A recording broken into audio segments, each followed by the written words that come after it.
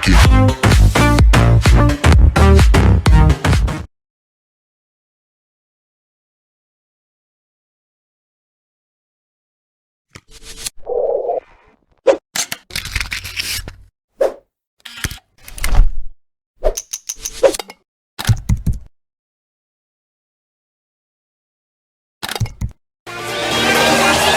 Cracky.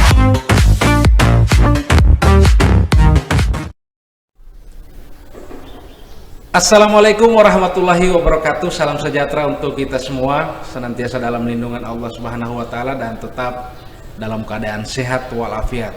Kembali saya Lurah Dembe 1 dalam podcast Dembe Mulamahu.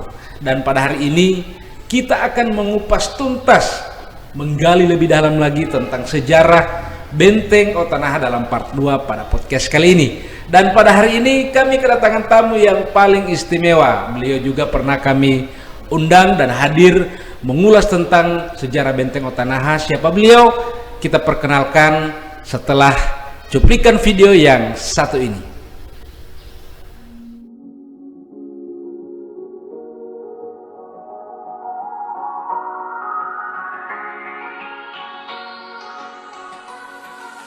Selamat datang di kampungku, tempat di mana ku dilahirkan. Selamat datang di kampungku, tempat di mana ku dibesarkan. Selamat datang di kampungku, kampung yang penuh keramahan. Selamat datang di kampungku, tepat dari Dembe 1, kota barat paling ujung, rumahku depannya gunung. Tapi tak masalah, karena selalu ada hal yang indah ketika ku menaikinya. Dari puncak Otanaha jauh mata memandang betapa indahnya danau ciptaan Tuhan. Ditemani secangkir kopi dan kue apangi, menambah rasa cinta akan kampung ini. Tempat di mana aku dilahirkan, tempat di mana aku dibesarkan. Canda tawa terlihat di setiap sisi, senyum sapa salam jadi budaya kami.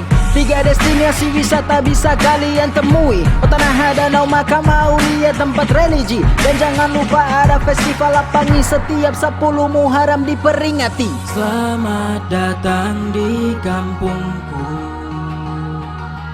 tempat di mana ku dilahirkan. Selamat datang di kampungku, tempat di mana ku dibesarkan. Selamat datang di kampungku, kampung yang penuh keramahan. Tidak perlu tunda-tunda, langsung saja jalan-jalan. Keliling Dembe 1 memang menyenangkan, apalagi datang pas 10 Muharram. Perut dan mata juga ikut terpuaskan. Kalau ngondi suka mau cari yang beda, ada satu tanpa DP nama Botu di dia. Barwadi, Botu Tolunggu, semua ada di Dembe 1. Modung Gamai 2040, Dembe Malali Baya Lolipu, kami jaga selalu. Asal Mulamahu. Selamat datang di kampungku, tempat di mana ku dilahirkan. Selamat datang di kampungku, tempat di mana ku dibesarkan.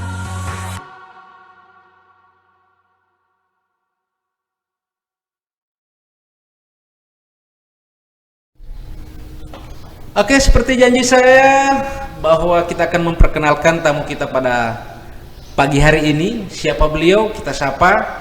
Beliau adalah salah seorang juru kunci atau juru pelihara di tempat sejarah yang ada di Kelurahan Dembe 1, yang salah satunya adalah Benteng Otanaha. Siapa beliau? Kita perkenalkan, beliau adalah Bapak Kadar Abu Bakar. Assalamualaikum Pak Kadar. Waalaikumsalam warahmatullahi wabarakatuh. Wololo habari? Alhamdulillah sehat ya. Alhamdulillah saya sehat. Jadi Pak Kadar, sebagaimana kita telah pada podcast yang pertama pada beberapa bulan kemarin kita pernah mengulas, kita pernah mencari, menggali tentang sejarah Benteng Otanaha, tetapi kayaknya waktu itu hanya singkat, dan tentunya hari ini kita akan menggali dan menggali lagi sejauh mana sejarah Benteng Otanaha yang saat ini belum ada kepastian terkait dengan sejarah tersebut. Sebagaimana yang pernah dijelaskan oleh Pak Kadar selaku juru kunci yang sudah 13 tahun kalau tidak salah, Pak Kadar ya? 14 tahun. 14 tahun sebagai juru kunci di tempat sejarah yang ada di Dembe 1, salah satunya adalah Benteng Otanaha. Dan tentunya Pak Kadar, kami ataupun masyarakat yang khususnya di Provinsi Gorontalo ini ingin sekali mengetahui sejarah yang ada di Benteng Otanaha. Yang pertama tentunya kira-kira benteng ini ditemukan tahun berapa, Pak Kadar? Silakan. Jadi seperti penyampaian saya di awal bahwa Benteng Otanaha ini dibangun pada tahun 1525 oleh Ntoba dan Tiliaya, itu yang pernah saya sampaikan. Di tahun 1525. Dan diperkirakan ini dibangun oleh siapa? Bangsa Portugis kah atau bangsa Belanda? Ya. Kan, ya. Kalau di buku yang ditulis oleh Pak Tayabo itu dibangun oleh Ntoba dan Tiliaya. Ntoba dan Tiliaya, Ya. bukan oleh bangsa lain. Bukan. Karena versi yang beredar di Ya. luar, ada yang dibangun oleh Belanda, ada yang dibangun oleh Portugis. Ya. Ya memang sudah seperti itu, karena belum ada suatu sejarah yang memang menunjukkan benar-benar keotentikannya itu, sehingga Data itu otentik. ya data otentiknya belum ada, sehingga kami pakai sekarang masih versinya Pak Tayabo. Jadi seperti itu, Pak. Ini yang lebih menarik lagi ketika kita diperhadapkan dengan tidak adanya data otentik, sehingga masyarakat mencari-cari, bahkan berbagai macam versi timbul di masyarakat. Nah, ini yang kita akan perbaiki supaya generasi yang berikut, Pak Kadar, bisa lebih mengetahui dan tidak akan melupakan sejarah ini. Ini di sini ya tujuan kita. Dalam versinya buku Pak Tayabo Pak Tayabo, beliau adalah tokoh sejarawan yang pernah membuat buku tentang sejarah Benteng Otanaha. Nah, dari pembicaraan kita sebelumnya juga, benteng ini oleh Ntoba dan Tiliaya berarti bukan dibangun oleh bangsa Portugis. Nanti kita lihat saja, mungkin pemerintah ke depan akan lebih melakukan penelitian-penelitian terhadap pembangunan Benteng Otanaha ini. Kemudian penamaan, kemarin sudah dijelaskan juga, penamaan ini berasal dari Nama keluarga, penamaan keluarga. Kemudian Pak Kadar, ada yang paling unik. Benar tidak benteng ini dibangun dengan putih telur burung maleo? Ya, seperti itu sejarah yang ada, yang sudah tersebar di masyarakat, bahwa bahan-bahannya yang digunakan itu termasuk campuran putih telur maleo, dan itu kalau secara logika kan tidak mungkin. Tidak mungkin. Cuman di situ dijelaskan sebagai perekatnya itu dicampur dengan putih telur maleo, dan kemudian mungkin ke depan akan ada penelitian lebih lanjut tentang bahan-bahan yang digunakan untuk membangun benteng itu. Ya, memang kalau untuk sementara ini dari cagar budaya sudah mungkin sudah ada sedikit campurannya itu sudah diteliti, tapi untuk selanjutnya mungkin untuk menelusurinya lagi akan ada penelitian selanjutnya. Itu bisa mungkin. Ya. Bisa mungkin digunakan dengan menggunakan putih telur. Iya, iya. Kita teringat dengan sejarah-sejarah yang ada di luar Jawa sana. itu mereka justru menggunakan bangsa jin pada waktu itu. Tapi bisa mungkin ini pada masa-masa yang sebelum saat seperti ini, itu bisa mungkin digunakan putih telur burung maleo karena bisa menggunakan bangsa jin. Nah itu, tapi kita kan di masa saat ini kita lebih bicara secara realita dan fakta yang ada di lapangan. Sudah itu saya tidak bisa mengklaim bahwa itu tidak benar atau tapi paling tidak itu ada, cuma untuk secara keseluruhannya kita belum bisa memastikan karena belum ada informasi yang secara fakta, artinya sudah melalui penelitian bahwa itu benar-benar dari campuran putih telur maleo. Cuma memang seperti itu sejarah yang tersebar sekarang. Paling tidak itu ada, tapi cuma campuran sebagai perekatnya. Mungkin seperti itu, dan saya tidak bisa mengklaim bahwa itu salah, tidak boleh. Ya, seperti itu. Tapi saat ini saya selaku warga Provinsi Gorontalo, saya meyakini dulu. Supaya kita yakin dulu karena seperti itu yang sudah tersebar. Terus ada yang lebih menarik lagi nih Pak Kadar. Bahkan saya pernah setelah mendengar informasi bahwasannya bukan hanya 3 benteng yang ada di sana. Kita ketahui bersama ada benteng Otanaha, ada benteng Ulupahu, ada benteng Otahia. Tetapi ada satu benteng yang katanya benteng yang hilang. Memang di buku yang disusun oleh Pak Tabi itu ada di situ disentil Pak sedikit tentang benteng yang lebih awal dibangun sebelum ketiga benteng dibangun, yakni disebut benteng Otabua, dan itu di bawah dari ketiga benteng ini. Itu lokasinya di bawah dari situ. Dan kemudian kalau masyarakat dulu memang mereka masih bisa menyaksikan sisa-sisanya, tapi oleh masyarakat seperti batu-batu yang digunakan untuk membangun itu dibongkar oleh masyarakat dan dijadikan sebagai pondasi bangunan rumah dan lain sebagainya. Karena pada saat tahun 70-an itu masih ada sisanya, seperti itu. Dan saya sendiri salah satu saksi yang bahkan pernah datang meninjau langsung lokasi yang dimana benteng Otabua atau Otahua ini berada di lereng gunung yang mungkin bersebelahan dengan kelurahan DB1 ini. Tepatnya dia ada di kelurahan Lekobalo. Ini sangat menarik. Otabua atau Otahua. Kata Otahua ini berarti ada tempat penyimpanan. Nah, ini yang diakui oleh warga masyarakat kelurahan DB1 bahwa di situ ada tempat penyimpanan harta benda yang ditinggalkan oleh para leluhur kita yang sempat menempati kelurahan DB1 pada waktu itu. Ini seperti apa kira-kira pandangan dari Pak Kadar? Jadi seperti itulah Pak. Memang masyarakat dulu sebelum mengenal peninggalan atau tinggalan-tinggalan yang memiliki sejarah itu, mereka kan tidak mengetahui seperti itu. Jadi karena mereka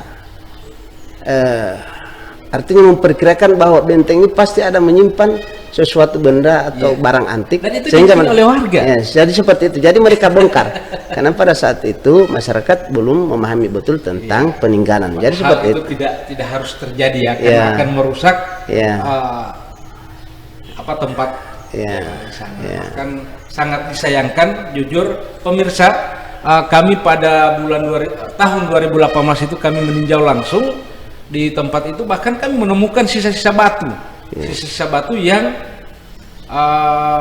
masih menumpuk, yang katanya di tempat adanya benteng Otahua ataupun Otabua.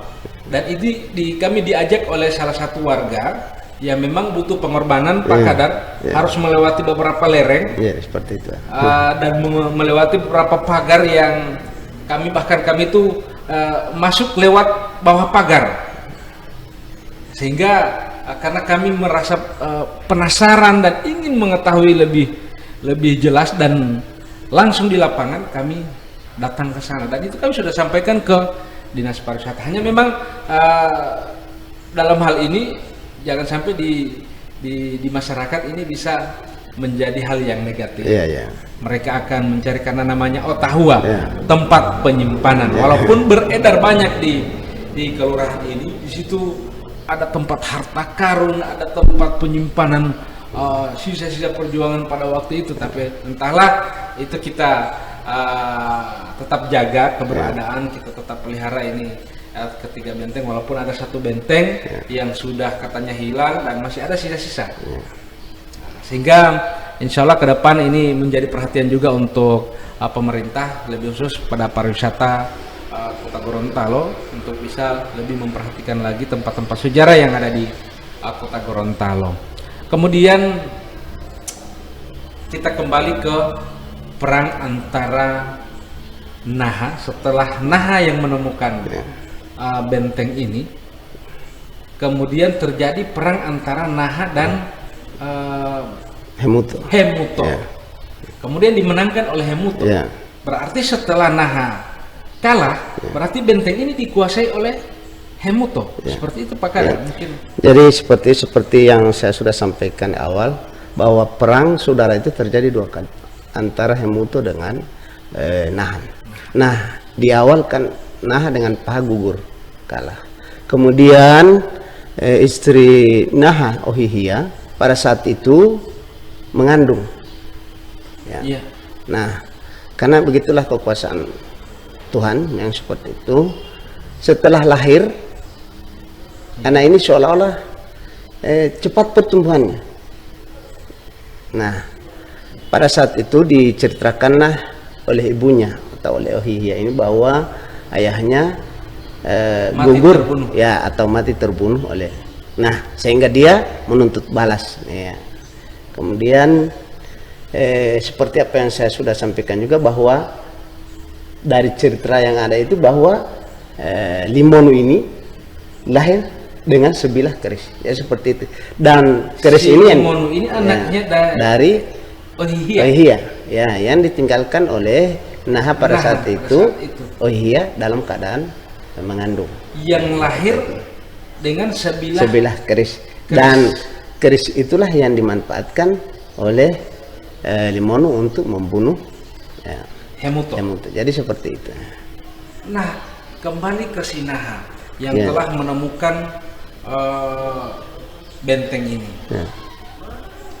Naha ini kira-kira keturunan siapa? Nah, kalau di sejarah itu dijelaskan bahwa dia termasuk saudara dari Ntoba dan Tiliaya. Sehingga dia menemukan kembali. Jadi seperti yang itu. Pada waktu itu Ntoba dan Tiliaya ini seorang pejuang perempuan, pejuang wanita yang membela Gorontalo pada waktu itu, perang saudara pada saat itu ayah yang saya jelaskan itu mereka adalah pejuang-pejuang dari Moluo atau Maluku.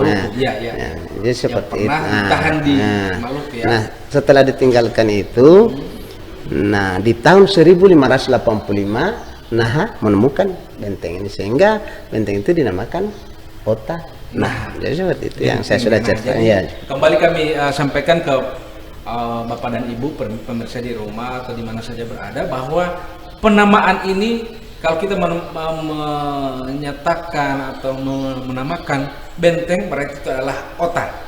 Jadi Ota itu adalah benteng. Dalam bahasa lokal, Ota adalah benteng. Jadi kalau kita menggunakan benteng Ota Naha, berarti benteng-benteng Naha. Seperti itu. Karena memang ini sudah beredar di ini, dan kita harus lestarikan bahasa daerah yang saat ini mulai punah dan mulai seiringnya waktu mulai berubah fase-fase penamaan bahasa lokal kita. Bahkan ada namanya Gorontalo memang pekat, ada Gorontalo yang sudah modern, dan bahkan kembali ke sejarah benteng Kota Naha ini Pak Kadar. Sehingga begitu banyak orang di luar yang masih merasa bingung tentang keaslian ataupun cerita yang memang benar-benar asli dari dulunya. Sehingga ini adalah satu tantangan untuk pemerintah, bagaimana kita membuat satu seminar yang bisa menggali lagi, menyatukan persepsi dari sejarah yang ada. Nah, kira-kira Pak Kadar terkait dengan benteng, pernah saya mendengar ini mungkin di luar dari bukan juga di luar dari konteks, tetapi ada hubungannya juga. Pernah saya mendengar bahwa benteng ini ada jalan mungkin di bawah tanah yang menuju Kuba. Ya. Itu pernah diceritakan oleh salah satu warga ke saya. Itu ada lorong, bahkan mereka turun langsung ke gua itu. Di gua itu terdapat sebuah ruangan besar dan berada tempat-tempat seperti penyimpanan, yang khawatirnya jangan sampai ini ada hubungannya dengan benteng Otanaha yang katanya jalan atau terowongan itu tembus dari benteng ke Kuba. Kira-kira apa? Jadi kalau memang cerita ini agak sulit kita membuktikan tapi yang menceritakan ini pernah melihat.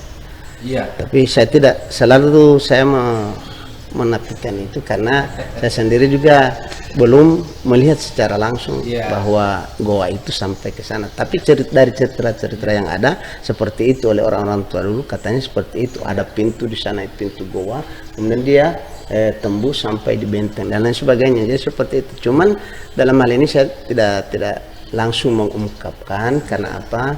Kita dalam rangkaian seperti ini harus mencari dulu bukti-bukti yang sebenarnya, karena ini yang adalah salah satu kuncinya itu adalah di pembuktian.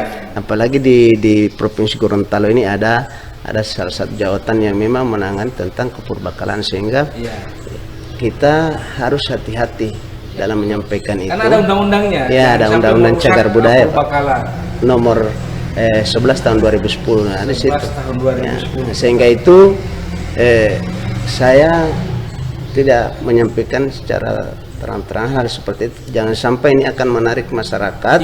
Atau ini yang masyarakat akan tergiur dengan apa-apa yang kita sampaikan seperti penyimpanannya.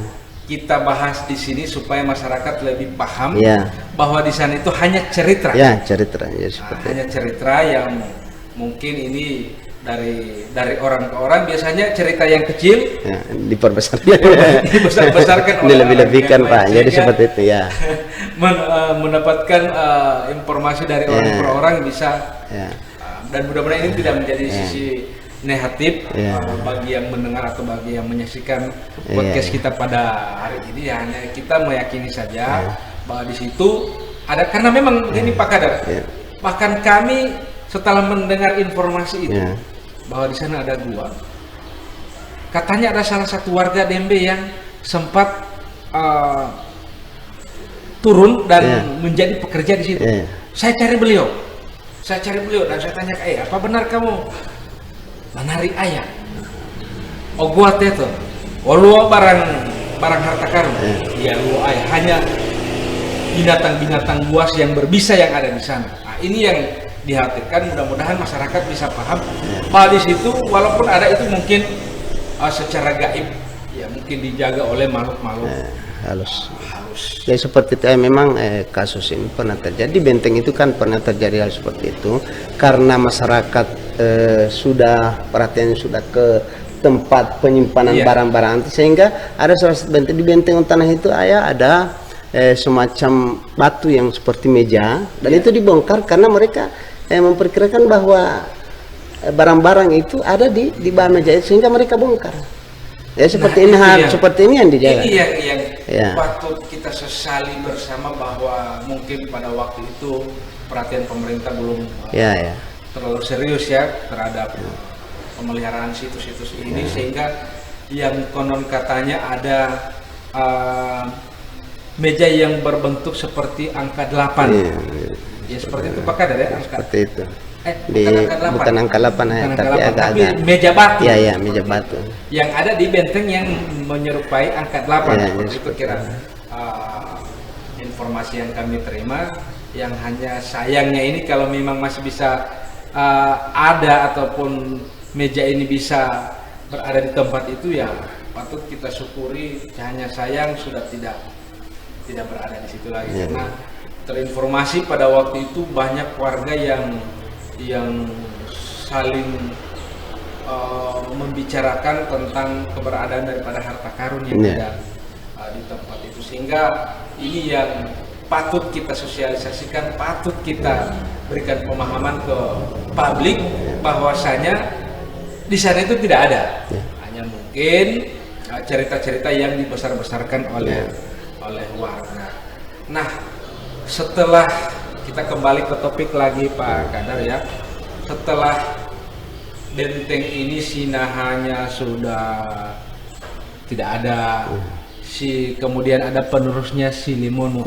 Apakah Silimonuu menggunakan tempat ini sebagai benteng? Ya, seperti itu ayah. Karena memang yang kemarin saya ceritakan itu, benteng itu dimanfaatkan oleh Silimonuu untuk balas dendam. Pada saat itu beliau menggunakan benteng itu, dari sanalah dia melemparkan batu ke musuh-musuh itu yang berada di bawah, sehingga musuh-musuh ini siapa? Dari Hemuto itu. Oh, dari si Hemuto. Ya. Jadi kemudian melemparkan, dan tercuplik di kata-kata lempar itu bahasa daerah Gorontalo itu dembeng. Sehingga kelurahan ini dinamakan Kampung Dembe. Atau Pilo Dempengannya. Jadi seperti itu ya. Berarti kita kembali tadi ke si Silimonuu. Silimonuu ini yang tumbuh dan dilahirkan dengan sebilah keris. Kemudian ibunya Ohihia menceritakan bahwa Sinaha orang tuanya ini mati terbunuh oleh Hemuto, sehingga si Silimonuu ini tumbuh dewasa dan ingin membalas dendam, sehingga mereka menggunakan, atau beliau menggunakan tempat itu untuk melempar musuh-musuh dari anak buahnya Hemuto. Dan Hemuto pada waktu itu meninggal atau kalah. Sehingga pada saat itu diceritakan karena begitu banyaknya mayat-mayat. Nah, pada saat itu mayat-mayat itu dibuang di satu tempat yang dinamakan Barwadi. Atau bukit yang menyembul, karena disitulah tempatnya mayat-mayat itu dibuang, yang dinamakan Barwadi atau ada di, bukit yang menyembul, ada di Kelurahan Dembe 1. Yang sayangnya juga pernah digali. Ini informasi ke saya, itu di Barwadi itu ada satu gundukan yang katanya ada tempat penguburan mayat secara massal, digali oleh warga setempat. Tapi mereka tidak menemukan benda-benda itu, cuman menemukan tulang belulang yang Nah, ini yang sangat kita sayangkan. Jangan sampai persepsi masyarakat menganggap bahwa disinilah tempat harta karun dan sebagainya, sehingga ini patut kita ulas, kita gali lagi bagaimana sejarah benteng utama ini. Nah, Pak Kadar, ini si Silimonuu ini mungkin ada keturunannya. Kira-kira masih Pak Kadar ketahui keturunannya siapa? Kalau untuk silsilahnya itu yang agak sulit kita buktikan, telusuri dan kita buktikan. Karena kita tidak punya bukti yang secara jadi cuma paling tidak bagi kita ini harapan bahwa dalam hal peninggalan seperti ini harusnya kita paling tidak dalam pemeliharaan saja harus ikut serta, wajib masyarakat untuk menjaga. Menjaga seperti itu. Karena jujur, kami ke Borobudur tahun 2019, kita duduk saja di batunya itu dilarang. Nah, kita di benteng Otanaha kita harus naik di apa yang nama itu, yang benteng yang ada bulatannya itu seenaknya saja pendatangnya. Kalau di sana itu dilarang sama sekali. Sehingga ini harapan Pak Kadar juga harapan kita pemerintah. Mari sama-sama kita menjaga, kita melestarikan tempat sejarah ini, yang insya Allah sejarah ini segera kita dapatkan bukti-bukti yang autentik, sehingga menjadi pegangan anak cucu kita ke depan. Cuma pada intinya kita merasa bersyukur dengan adanya peninggalan yang ada di Kelurahan Dembe 1. Paling tidak masyarakat harus punya pemikiran bahwa ke depan inilah tinggalan-tinggalan yang merupakan sejarah bagi mereka, inilah tinggalan-tinggalan masa lalu, sehingga kita punya kewajiban untuk melestarikan dan melihara sebagai masyarakat seperti ini, karena ini nantinya akan berkembang dan ini pasti akan dirasakan oleh masyarakat manfaatnya secara langsung. Jadi seperti ini. Jadi kami selaku juru pelihara menyampaikan seperti itu, karena tugas dari kantor kami itu di situ. Sehingga saya juga sebagai salah seorang masyarakat yang berada di Kelurahan Dembe 1 menyampaikan hal seperti ini. Dengan adanya benteng ini harus kita lestarikan. Jadi seperti itu. Ya. Jadi tidak terasa 30 menit Pak Kadar, dan saya merasa ini sangat singkat. Ya. Sehingga semoga Pak Kadar tidak akan bosan-bosannya kami undang di sini, karena masih banyak lagi yang kita perlu gali. Ya. Bukan hanya Benteng Otana. Di sana kita ada tempat sejarah juga yang tidak kalah tenarnya, yakni masjid atau makam Ju Panggola, seorang raja yang dinamakan Raja Ilato. Ini yang kita akan bahas tersendiri lagi Pak Kadar. Mudah-mudahan Pak Kadar masih insyaallah, amin insyaallah bisa memberikan informasi kepada kita semua, dan tentunya harapan-harapan yang sudah disampaikan oleh Pak Kadar, harapan kita juga pemerintah agar senantiasa kita warga Provinsi Gorontalo, khususnya yang ada di Kelurahan Dembe 1, tetap melestarikan, menjaga situs-situs sejarah yang ada di Provinsi Gorontalo, khususnya juga yang ada di Kelurahan Dembe 1 ini. Karena kita adalah kelurahan wisata, kita adalah kelurahan yang bisa dinamakan kelurahan yang begitu banyak sejarahnya. Belum kita bicara tentang Danau Limboto, belum kita bicara tentang kuburan atau makam Ju Panggola dan lain sebagainya. Sehingga saya berharap pada kita semua, mungkin kita bisa sudah akhiri. Terima kasih Pak Kadar sudah hadir di tempat ini. Semoga dalam keadaan sehat walafiat. Amin insyaallah. Walaupun kita dalam kondisi dan situasi pandemi yang insyaallah kita doakan bersama segera berakhir di Provinsi Gorontalo. Amin insyaallah. Amin. Dan saya berharap juga para bapak dan ibu yang ada di rumah dan pun di mana saja berada, tetap kita memperhatikan 3M, menjaga jarak, memakai masker, dan mencuci tangan, sehingga kita dapat memutus rantai penularan daripada virus corona ini. Mungkin hal ini yang dapat kami ulas, dapat kami berikan informasi kepada bapak dan ibu. Insya Allah kita akan berlanjut lagi. Entah ini pada bisa kita katakan part 2 ya Benteng Otana. Kalaupun kita ada waktu, kita akan lanjut dengan part-part yang lain. Mungkin hal ini yang dapat kami sampaikan. Terima kasih. Kembali saya Lurah Dembe 1 dalam podcast Dendeng Melamau bersama Pak Kadar Abu Bakar sebagai juru pelihara ataupun juru kunci situs-situs sejarah yang ada di Provinsi Gorontalo.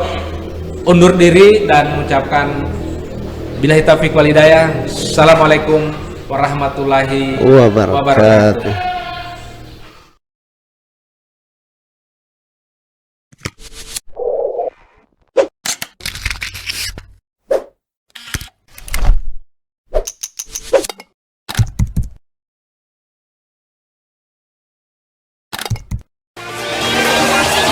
Crack it.